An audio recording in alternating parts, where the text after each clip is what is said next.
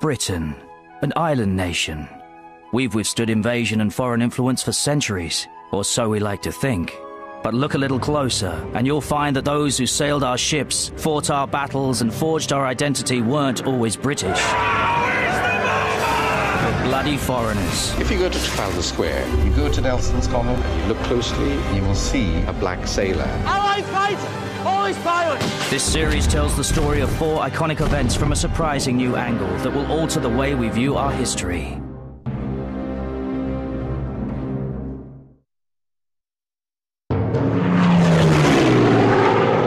In the summer of 1940, a desperate battle raged in the skies of England. If Britain lost, Hitler would invade. At the heart of the fight was one remarkable squadron. Brave, rebellious, unconventional. 303 Squadron shot down twice as many Germans and boasted one of the Battle of Britain's greatest aces. The pilots kept a record of their exploits in a unique diary, but it isn't written in English. Allied fighter! Always pilot! 303 Squadron was made up of Poles who came here to fight for freedom and help change the course of British history. How in hell do you think you're going to fight the Germans if you can't even fly the ruddy aeroplane? My men did not come all this way to sit around learning English. Using the accounts of the squadron aces and the testimony of the pilots who knew them, Man, it's 12 o'clock! this is the untold story of the Battle of Britain.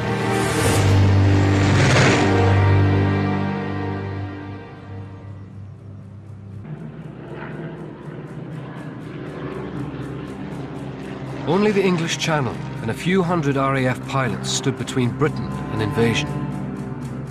Now Adolf Hitler stood just as Napoleon had stood more than 100 years before. As Britain prepared to fight to the death, thousands of Polish servicemen came here, the last free country in Europe. We knew that England would continue fighting, you see, and we could sort of join them. They had fled their homeland and crossed Europe. Now the Poles had only one desire: to fight the Germans. Our country was defeated. We wanted it back. The commitment was total. The Poles were eager to fight. Britain was short of pilots. There was just one problem. Next. None of them spoke the language. The only English words we knew were yes and no. The only problem was knowing which to use. Jan Zumbach had qualified as a pilot 2 years earlier and already seen action in France. Have you typhus? He described the obstacles he and his fellow airmen faced in his memoir. Have you migraine? We were continually at cross purposes with the British officials. Have you TB? A friend of mine had just about run out of patience when one doctor solemnly inquired, Have you had VD? Had VD? Had VD? What's that? So he took a chance. Answered, Yes. And was promptly hauled off for a vigorous massage of the prostate. Examination, please. But they couldn't understand what we were saying, and I'm quite certain we couldn't understand what they were saying, because I myself didn't know a word of English. And that was a great barrier, both socially and, more important, operationally. But Britain was desperate. On July the 22nd, 303 Polish Squadron was formed at London's RAF Northolt. To overcome the language barrier, its pilots were placed under English-speaking commanders. Captain John Kent, an experienced Canadian pilot, recalled his reaction at having to chaperone the Poles in his autobiography. It was just about the last straw to find myself posted to a foreign squadron that had not even been formed.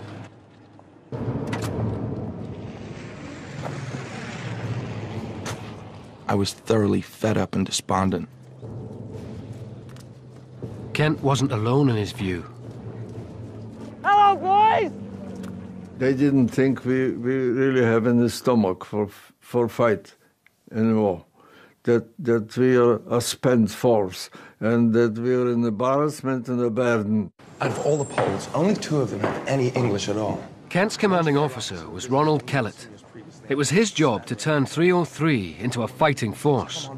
The men are being taught basic operational vocabulary. All I know about the Polish Air Force is that they lasted 3 days against the Luftwaffe. Well, let's hope we can make them shine more brightly operating from England.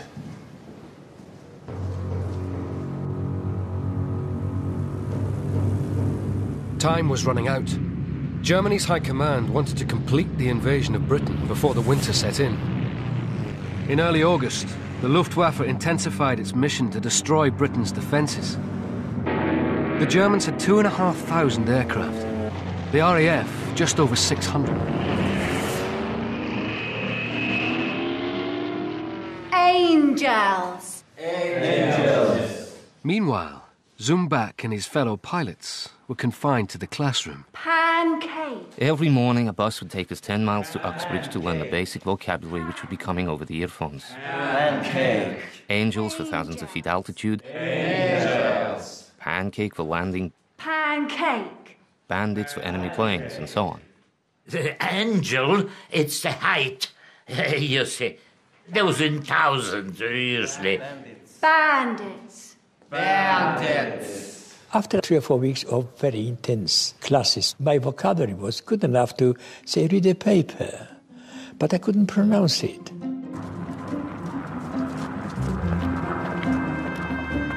Captain John Kent came up with his very own strategy to vault the language barrier.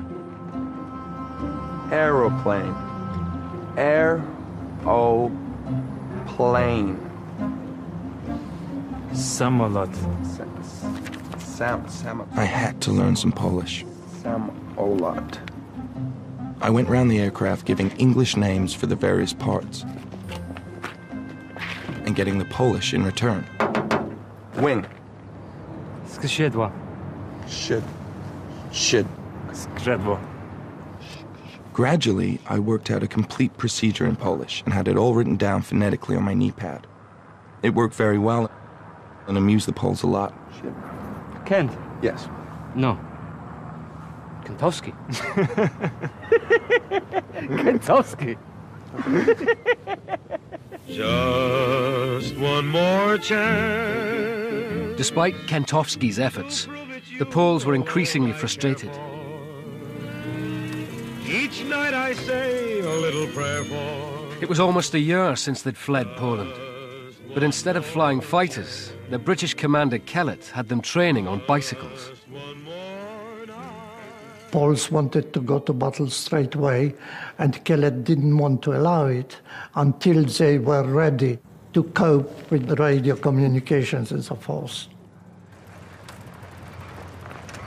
Zumbach was starting to doubt he would ever get back in the war. Child's play. If the British are wasting so much time with their childish exercises, when all of us have already won ours, how long is it going to take them to train up their young recruits from scratch? And would I eventually get an enemy in my sights before he won the war?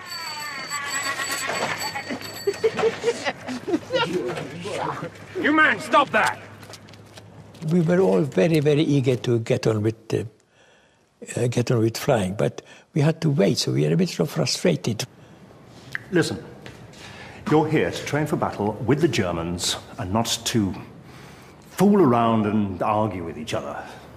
So when exactly will my men start training in hurricanes? Witold Urbanowicz was a legendary Polish flying instructor, desperate to get his pilots back in action.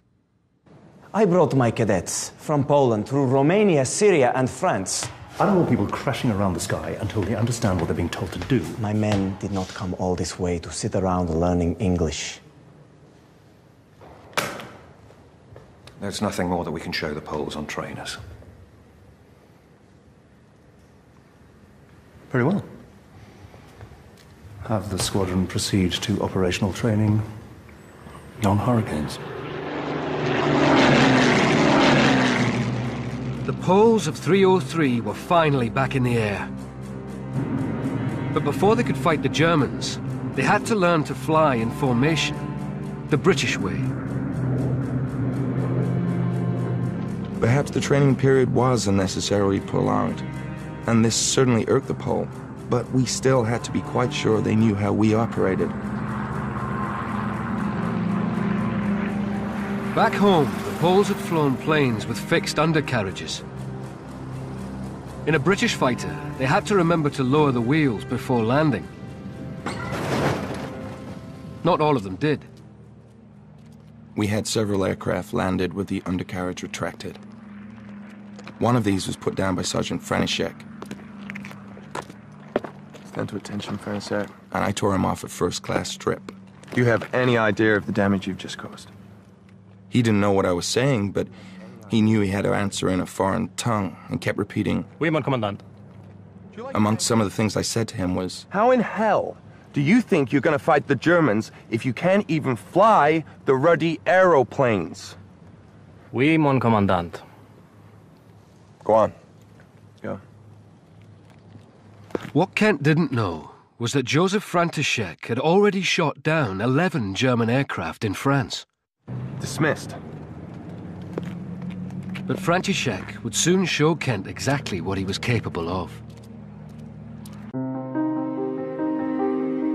By mid-August 1940, Britain had lost half its frontline pilots. The saying was that if you lasted the first week of an operational tour, you're probably quite safe. The British believed the German invasion was just weeks away. With recruits as young as 18 being killed quicker than they could be trained, the RAF was losing the battle for Britain. There were chaps who have flown, for example, 15 hours, and they were thrown into the battle. A lot of them didn't come back from their first flights. Despite this, the experienced Poles of 303 were still not cleared for action. On the 30th of August, the British commander Ronald Kellett led them on yet another training flight. But this would be a training flight with a difference. As Ludwig Paskiewicz wrote in the squadron diary, after climbing about 10,000 feet, we flew northward. After a while, I noticed ahead a number of aircraft carrying out various turns. Green 1! Green 1 to have a new leader! Man, it's 12 o'clock! Paskiewicz was an experienced pilot, but had not yet engaged the enemy in combat. Man, it's 12 o'clock! The training flight had strayed into a battle. A German raid was under attack over St. Albans. The sight of the enemy was too much for Paskiewicz. Without waiting for orders from his British squadron leader, he took matters into his own hands. I opened the throttle and went in the direction of the enemy.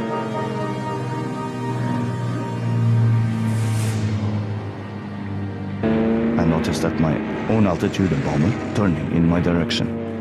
When he noticed me, he dived sharply down. I turned over and dived after him. I noticed the black crosses on wings. Then I aimed at the fuselage and opened fire from about 200 yards, later transferring it to the port engine, which I set on fire. I drew very close, and I gave him another burst.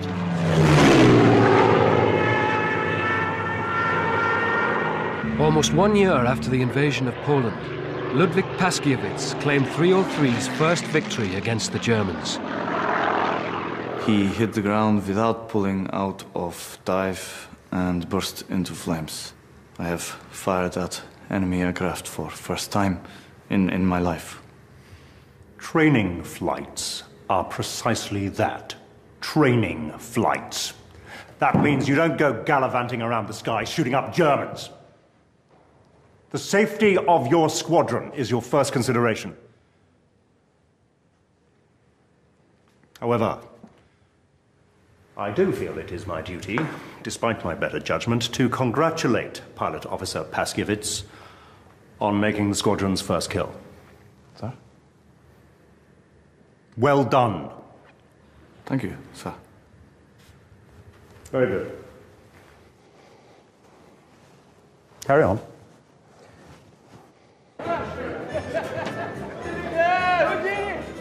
Although he had already been in action in Poland and France, it was Paskiewicz's first kill. He was hugely elated, and so were we.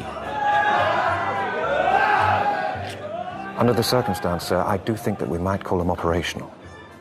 That night, Kellett put in a call to Fighter Command. Thank you, sir. The Poles were back in the war. 303's first operational day marked a bitter anniversary.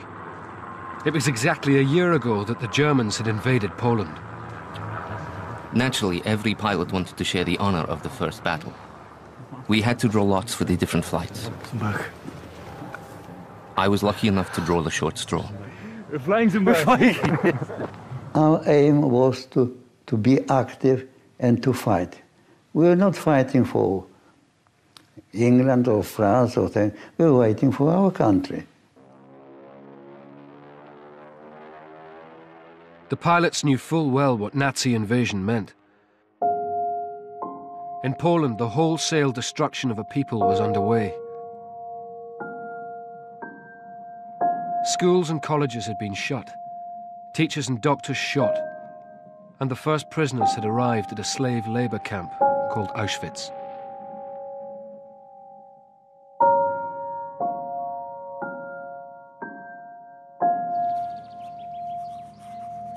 Since leaving Poland, Miroslav Feric had made it his duty to keep a record of events in what became the squadron diary. We are surprised that Adolf isn't taking advantage of this beautiful weather. You'd think he'd be bombing so hard you could hear echoes across the island. But it hasn't started.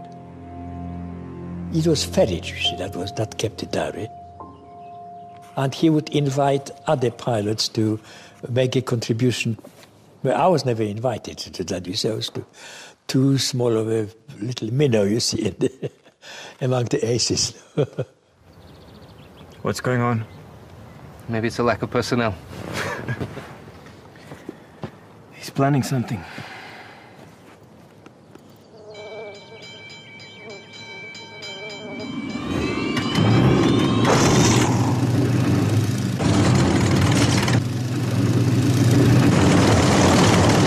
After an agonizing day-long wait, at 5:50 the Poles were finally scrambled for action.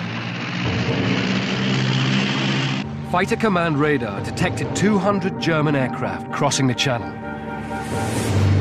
Red leader! Bandits, 2 o'clock! 303 was about to be tested in battle for the first time. Pick the targets and go get them. Feric had fought the Germans in Poland in outdated aircraft. Now he experienced his first dogfight with the enemy in a modern British fighter. I caught up with him easily. He grew in my sights until his fuselage fit the whole luminous circle. It was certainly time to fire. I did so quite calmly, and was not even excited, rather puzzled and surprised to find that it was so easy. Quite different from Poland, where you had to scrape and strain until you were in a sweat.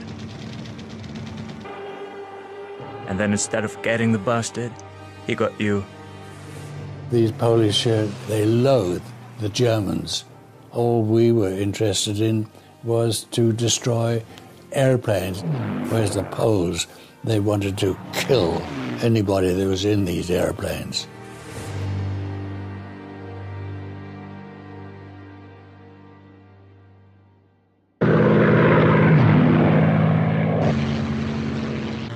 In less than 15 minutes of furious vengeance, each of the 6 pilots of Kellett's flight had shot down a Messerschmitt.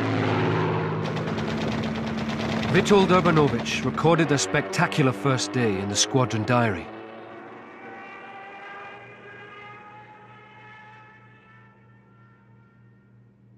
This is dated the 31st of August, 1940. And there's actually an illustration here of the action that went on. I'm looking to see if there's an indication of how well it went. The exact count I can't tell by the writing, but I get the sense that this was a very successful engagement. Here they are! Get the whiskey down, Barry! No our squadron leader took us by Rolls-Royce to the orchard in Ruislip. They had found out on the grapevine that the Poles had brought down 6 Messerschmitts, and they were celebrating. The orchard, well, it had a nice big bar with a very pretty barmaid. That was the important thing. They wanted to drag us into the middle of the dance floor, but we wouldn't let them. We don't want to make a song and dance about our achievements. But news of the Poles' success had spread far beyond the orchard. From the Chief of Air Staff, Sir Cyril Newell.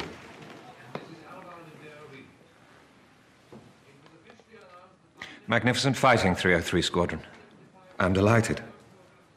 The enemy has shown that Polish pilots definitely on top. Congratulations. 303 Squadron has opened its account with a vengeance.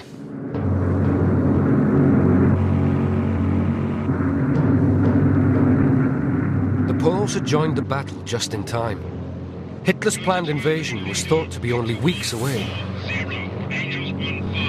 Repeat again, please, Goddard. Captain John Kent, the skeptical Canadian chaperone, was with 303 over the south coast on their second day in action. Realize we are only 6. I repeat. Kent's flight of 6 planes faced 150 enemy aircraft. God damn. Kent described how the Poles dealt with such overwhelming odds in his autobiography.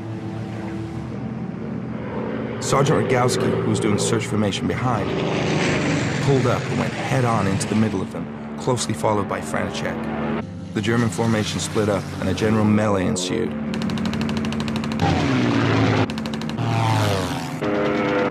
Kent watched amazed as the Poles flew head-on at the enemy bombers. With a closing speed of over 600 miles an hour, the slightest error would be fatal.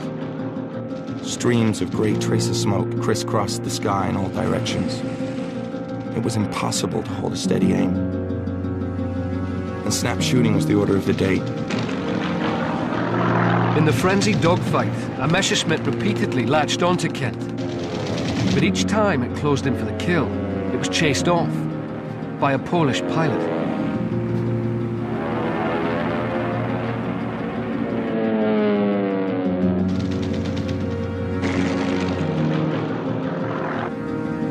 Kent was certain of one thing.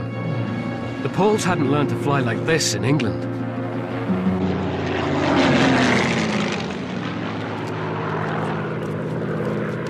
Back at Northolt, Sergeant. Kent did his best to express his gratitude. Thanks. For keeping that Hun off my tail. The Hun. Off my tail. Okay. Not 1 Messerschmitt. 6. But not all of 303 had returned to base. In defiance of orders, Joseph František and another pilot were harrying Germans all the way back to France. František had a habit of departing from the squadron and hunting on its own, which was perhaps against the discipline, but at the same time, because of his individual expeditions, his victories mounted. František, a Czech pilot who had joined the Poles when his own country surrendered, was well on his way to becoming one of Britain's highest-scoring aces.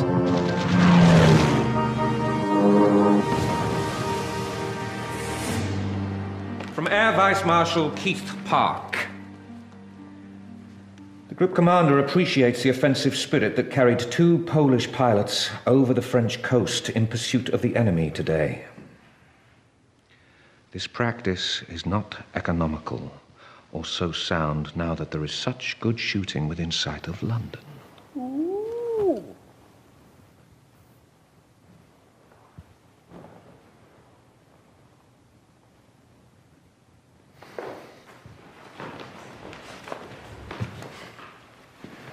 I'm killing Germans. Many excellent pilots have died due to lack of discipline. Do you want to become one of them? I fly alone.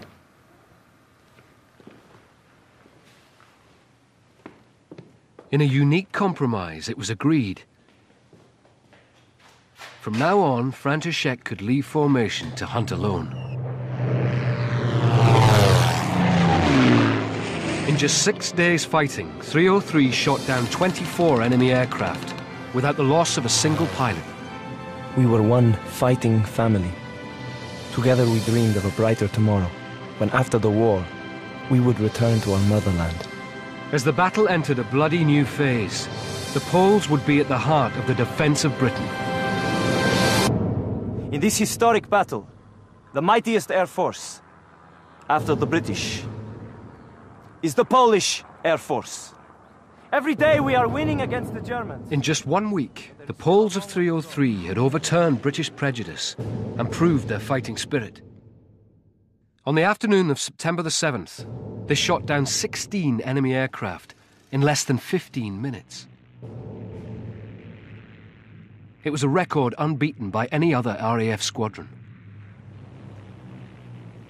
Gentlemen, be vigilant and careful to preserve your lives. Poland will need you at the end of this war.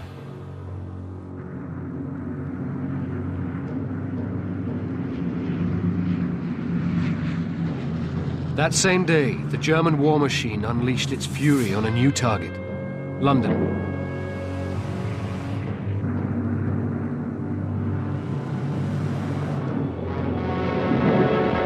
Millions of firebombs rained down on the great city of London. Hitler's planned invasion was imminent. In preparation, the Luftwaffe attempted to smash the spirit of the British people. As he flew over the capital, 303's Canadian captain John Kent witnessed the aftermath of the first day of the Blitz. I could see the fires that the Luftwaffe had started on this, the first raid on London. I had not realized that I could feel so deeply.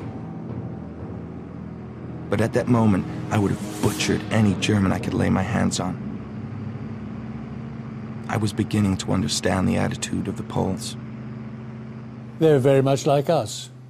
We find that apart from the language and the national differences, that we thought and they thought more or less on the same lines, which was kill the Hun. But not everyone believed a handful of ill-disciplined Poles could be shooting down so many Germans. Chief skeptic was their own group captain, Stanley Vincent. Treat these claims with a lot of reserve. Sir? I want you to go through them with a fine-tooth comb. Yes, sir. But Vincent didn't wait for the intelligence officer's report. When the Poles took off on the 11th of September, Vincent went on his very own spying mission. He followed the 303 going into action, and he kept his distance and wanted to see how they do. He wanted to find out for himself. He didn't have to wait long. Bandits, 3 o'clock.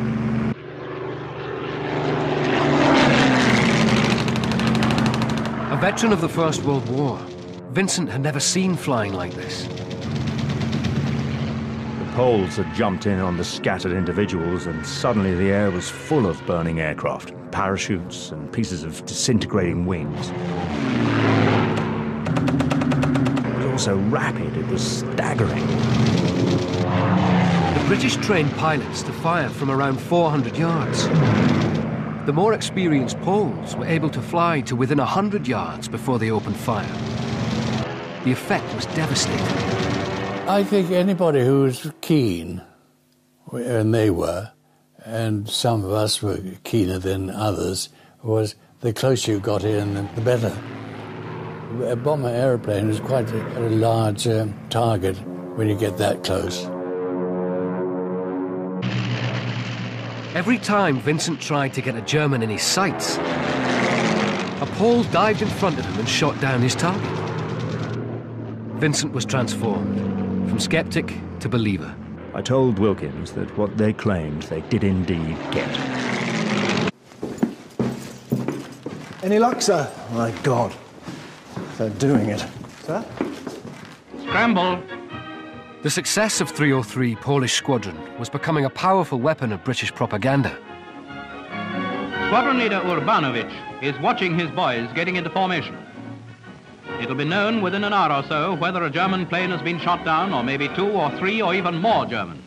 Good luck.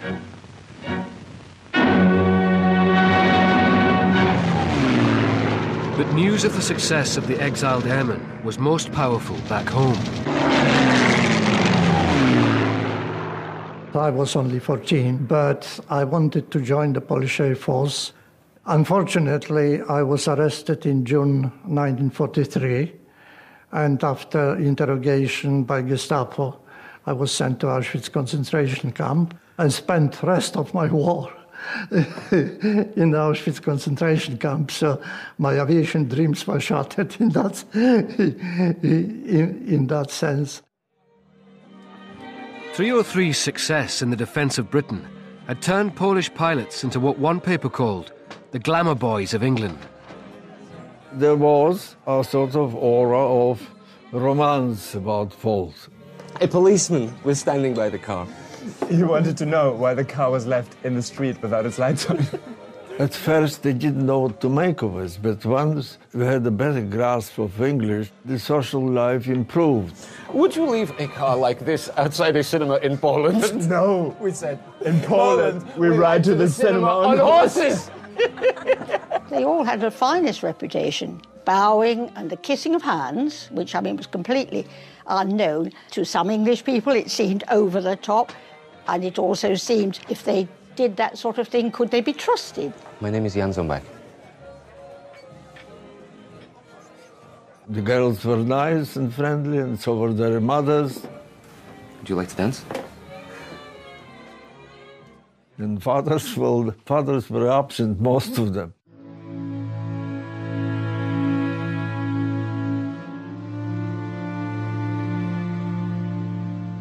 I'm not surprised that the English girl went after the Polish boys. Rather, Polish men, they like to show off.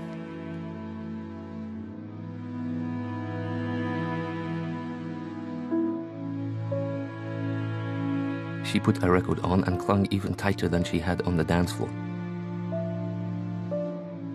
5 minutes later, we came up for air and she withdrew into the bathroom.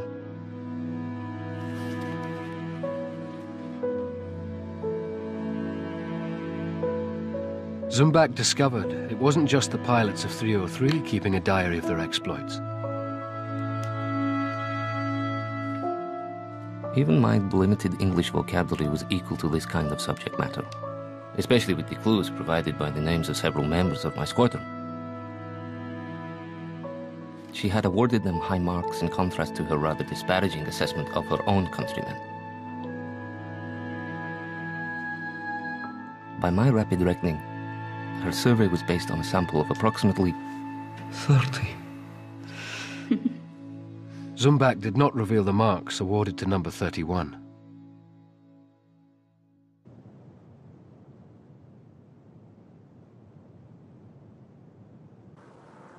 The British believed Hitler's planned invasion was just days away. On the 15th September, the Luftwaffe launched what it intended to be a final knockout blow to destroy London and Britain's morale. This day would decide the fate of Britain and stretch every pilot to breaking point.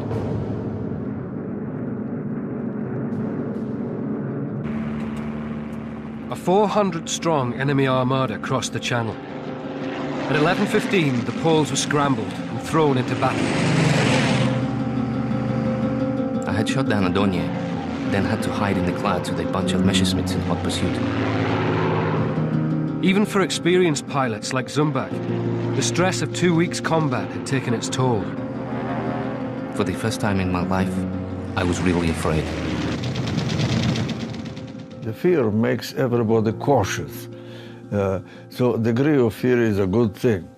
The important thing is to overcome the fear. And naturally, longer you fly, that process of initial fear, of overcoming the fear, wears you out. Everybody was afraid at one time or another. You don't know what the hell is going to happen, where are you going, and how the other side will react. Seconds seem to pass like minutes. You live in a kaleidoscope of rage and icy detachment, continually alternating fits of attack and escape, now freezing, now sweating. Then, suddenly you emerge with a shock of surprise into a peaceful sky, as if you died and been reborn into another world. You black out if you're in a turn. It's dangerous, because it's the time when you're blacking out, you can't see, you don't know who is behind you.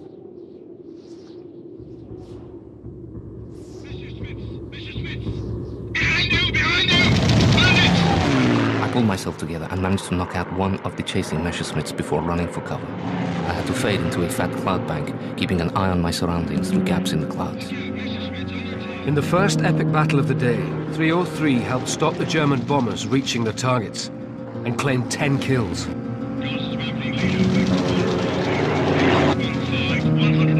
But the squadron joker, Zumbach, was to run out of luck. Messerschmitt especially used to come in, dive, and out.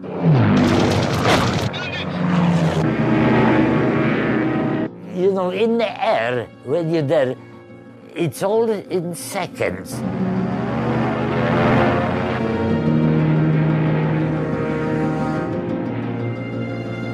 Oh, I've been hit several times, but I've been down twice, only twice. And each time, I got away, you see.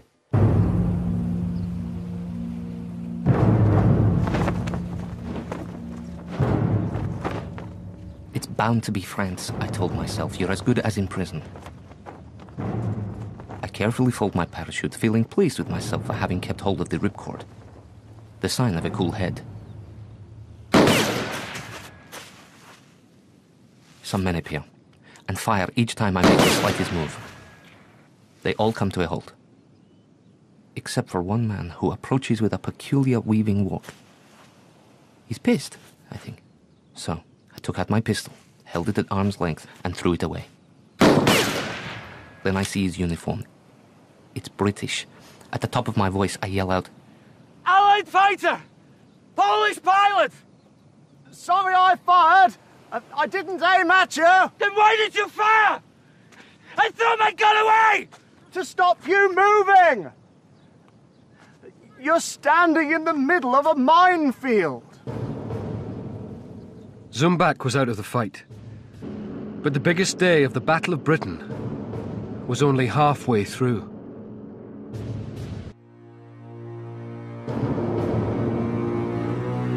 On the afternoon of the 15th of September, a second wave of German bombers pressed home their attack. As the battle neared its climax, every available aircraft was scrambled to fight for the survival of Britain. Up to 10 o'clock, 175 German aircraft had been destroyed in today's raids over this country. The Poles had only 9 aircraft left. At 2:25, they were scrambled to help repel a 300-strong enemy force. Between 350 and 400 enemy aircraft were launched in 2 attacks against London and southeast England.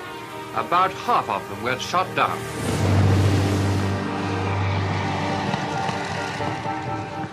Only 7 aircraft made it back to Northolt. 5 were so badly shot up, Kellett said they were fit only for scrap. Today was the most costly for the German Air Force for nearly a month. Against immeasurable odds, the RAF held its own. The losses were so high that Luftwaffe High Command realized that they won't be able to achieve air supremacy. His plan to break Britain from the air had failed. 2 days later, Hitler postponed the invasion. That same day, Joseph František, who hunted alone, became the first 303 pilot to receive a British medal for bravery. This pilot has taken part in practically every operational flight carried out by this squadron. He has shown great gallantry, in always attacking vastly superior numbers of enemy aircraft. With 17 confirmed kills, František became the highest-scoring Allied ace in the Battle of Britain. He was killed less than a month later. 303 Squadron had shot down twice as many Germans as the leading British unit, for a third of the losses. On the 26th of September, King George VI made the first of many visits to congratulate the Poles. He was so proud. So we knew that means something, Poland. The keeper of the squadron diary, Miroslav Feric, made sure that the king ended up in the book. Whiskey, gin, sherry, cherry brandy. Precisely why I'm not drinking. The Messerschmitt! I don't care what it's called. Operational for under 1 month, on the 27th of September, 303 notched up their 100th kill. But the squadron's pride in its extraordinary success was overshadowed by a tragic loss.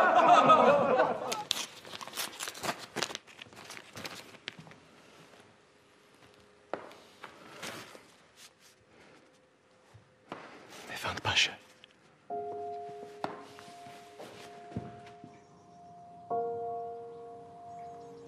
Ludwig Paskiewicz, the pilot who broke formation to make 303's first kill, had been shot down. He was only the 5th pilot of 303 to die. Jan Zumbach commemorated him in the squadron diary. He was one of our best friends.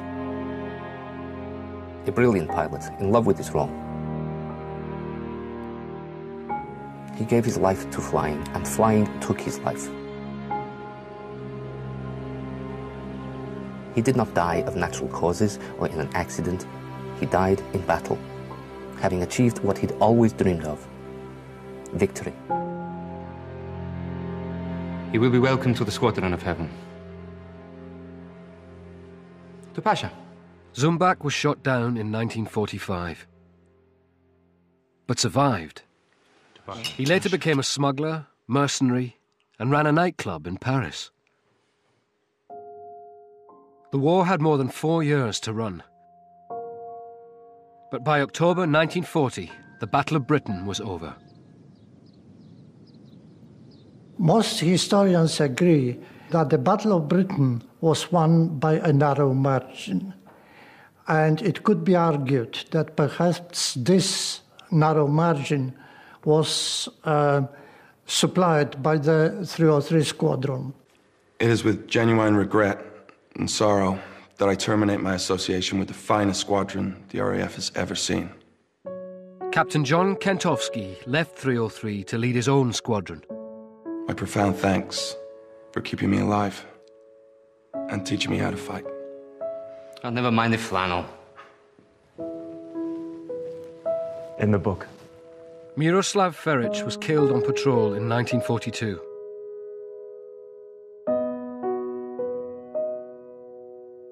His precious diary was continued in his memory. By the end of the war, the 303 Squadron diary filled 7 volumes.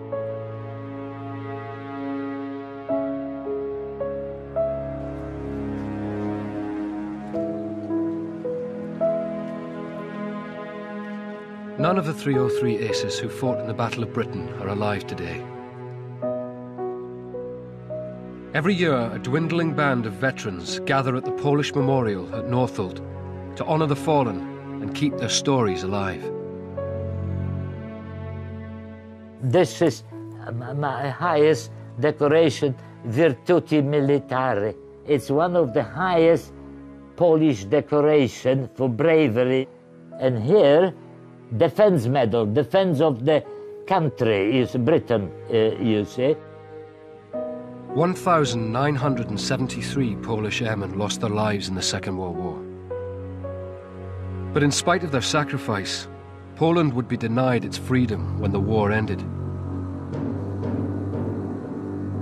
In February 1945, with victory in sight, the Allied leaders met at Yalta. Britain, which had gone to war to defend Poland, now faced the growing power of the Soviet Union. Yalta was complete reversal of the British stand, and it was terrible shock for the Polish forces which fought so valiantly. To pacify Stalin, at the end of the war, the Allies handed control of Poland to the Communists. The dream of freedom the Poles had fought and died for was over. The Western Allies won their war. Everybody won, except us. We lost.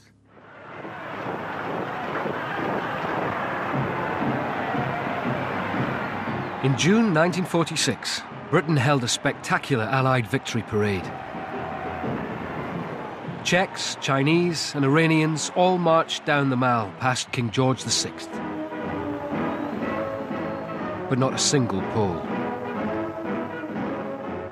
My father was on the sidelines as the parade was going down the Mall, not only given no credit for it, but basically being denied existence.